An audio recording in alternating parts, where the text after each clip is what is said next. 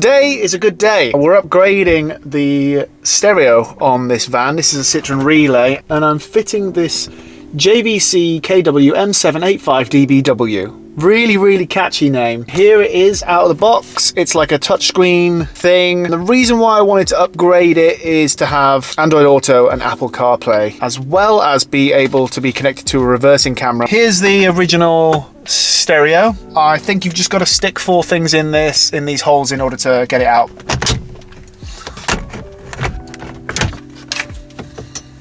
Four screws. I have this really long cable to run all the way back to my new reverse camera, which doesn't exist yet. So my plan is to find a hole, stick it down in there, run it underneath the glove box, up the pillar and through there, and then along the top of the van out the back.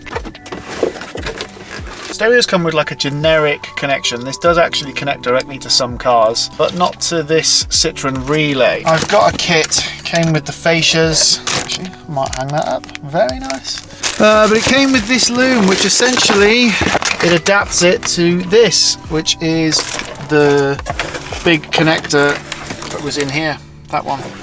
And then along the way, this one was slightly more expensive. I'll link it in the description. It allows me to use the controls on the steering wheel for the volume up and down with the new stereo and the skip track and all that stuff. There's a microphone here for me to put up there, and then this is a GPS antenna. I'll probably come up here, maybe stick it there. It's actually really good to know that there's just tons of space to run cables in here. It's really not that bad.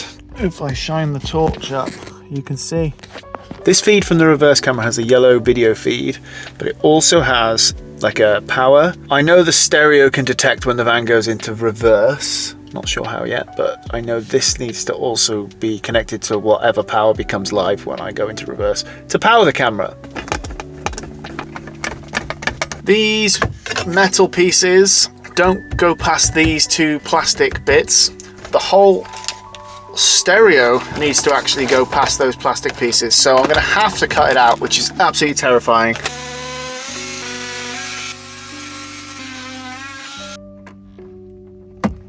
And now back to where we were. Anyone knows what these are for, let me know in the comments. These screws just fit in these tapped holes. So now I'm just going to connect up all of the looms to all inside there. Here like so. The mic. And then the camera. Our cam looks like a headphone, but actually it's to do all of those controls. Weird choice of connection, but okay. Okay, let's try this.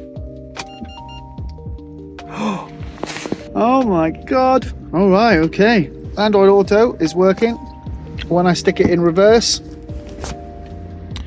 it does swap to the rear camera, but says no signal because I haven't connected the camera yet. Let's play some music.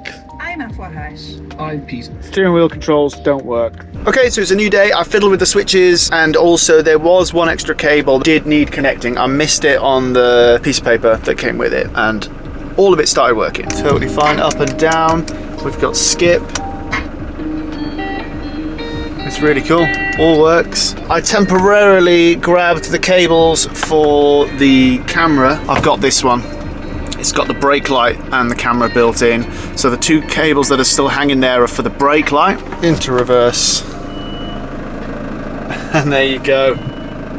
So I'm now going to take this mic, keep on running the cable underneath, up the pillar and clip it in the corner there somewhere.